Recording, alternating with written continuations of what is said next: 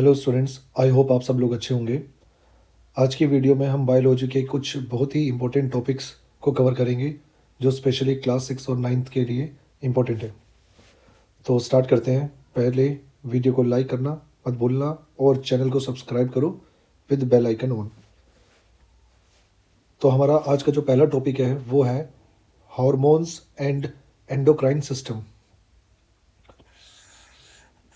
सबसे पहले बात करते हैं हार्मोन्स की। स्टूडेंट्स, आप लोग जानते हैं, मैंने पिछले वीडियो में भी बताया था कि हार्मोन्स हमारी बॉडी का केमिकल मैसेंजर होता है। जैसे व्हाट्सएप पर हम मैसेजेस भेजते हैं, वैसे ही हार्मोन्स हमारी बॉडी के एक पार्ट से दूसरे पार्ट तक इन्फॉर्मेशन कैरी करते हैं।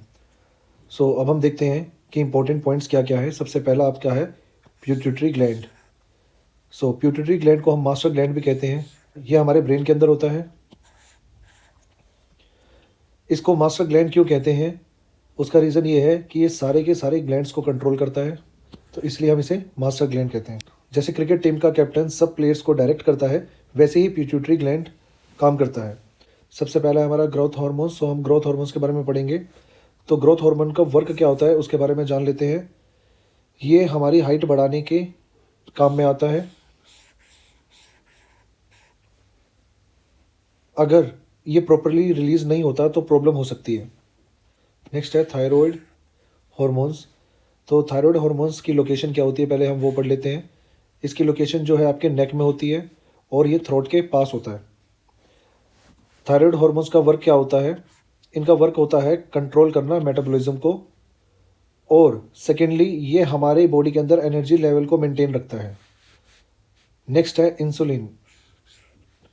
इंसुलिन पेनक्रियाज से आता है, ब्लड शुगर को कंट्रोल करता है।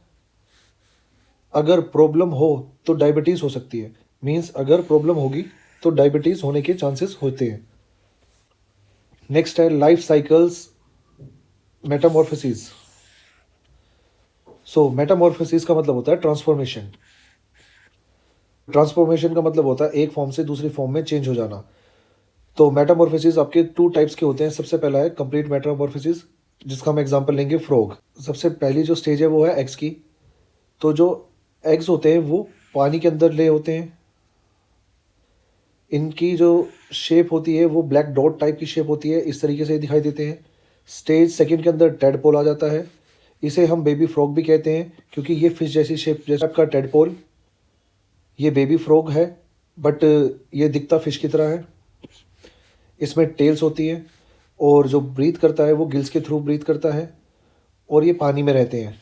जो आपके टेडपोल्स हैं वो पानी में रहते हैं। नेक्स्ट है आपका फ्रॉगलेट। इसके अंदर लेग्स डेवलप होना स्टार्ट हो जाती हैं, टेल धीरे धीरे करके डिसअपियर हो जाती है। इसको हम हाफ फ्रॉग और हाफ टेडपोल भी कह सकते हैं। लास्ट है आपका एडल्ट फ्रॉग। ये कंप्लीट फ्रॉग बन जाता है, लंग से ब्रीथ करना स्टार्ट कर देता है, लैंड और वाटर दोनों में रहते हैं। नेक्स्ट है इनकम्प्लीट मेटामॉर्फोसिस। ये इंसेक्ट में होता है। सम इंसेक्ट बेबी ऑलमोस्ट, कुछ इंसेक्ट होते हैं जिसमें बेबी ऑलमोस्ट एडल्ट जैसा दिखता है, बस छोटा होता है, जैसे कि ग्रास होपर। तो इसके स्टेजेस क्या है? पहली स्टेज है एग, फिर निम्फ, फिर एडल्ट। नो प्यूपल स्टेज होती है इसके अंदर, सीधा ग्रोथ होती है। आज का हमारा जो लास्ट टॉपिक है वो है reproductive health and AIDS awareness. अब आते हैं एक बहुत ही इंपॉर्टेंट हेल्थ टॉपिक पर। स्टूडेंट्स, ये इन्फॉर्मेशन सिर्फ एजुकेशनल पर्पज़ के लिए है और बहुत ही इंपॉर्टेंट है। हम इन टॉपिक्स को प्रॉपरली समझेंगे। एड्स का मतलब होता है acquired immune deficiency syndrome. AIDS होता क्या है? ये एक ऐसा डिसीज़ है जिसके अंदर इम्यून सिस्टम वीक हो जाता है। ये HIV वायरस की वजह से होता है। बॉडी इन्फेक्शन से फाइट नहीं कर पाती। ये कैसे स्प्रेड होता है? इन्फेक्टेड ब्लड से स्प्रेड होता है। मदर टू चाइल्ड यानी ड्यूरिंग बर्थ हो सकता है। ये जानना बहुत ज़्यादा ज़रूरी है। हाथ मिलाने से नहीं होता, हग करने से नहीं होता है, सेम प्लेट में खाना खाने से नहीं होता है, मॉस्किटो बाइट से नहीं होता है।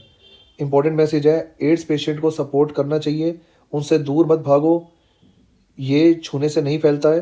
Prevention, safe practices, blood donation और अवेयरनेस हम फैला सकते हैं। और ये कैसे फैलता है? STIs के थ्रू फैलता है। ये एसटीआई के थ्रू फैलता है। सेक्सुअली ट्रांसमिटेड इन्फेक्शन, ये भी सीरियस टॉपिक है, अवेयरनेस जरूरी है। प्रोटेक्शन और सेफ प्रैक्टिस इंपॉर्टेंट है। Say no to drugs and alcohol. Drug और अल्कोहल बहुत ही हार्मफुल हैं, टीन एज में स्पेशली डेंजरस है। पीयर प्रेशर में कभी भी नहीं आना चाहिए किसी को भी, और नो कहना हमें सीखना चाहिए।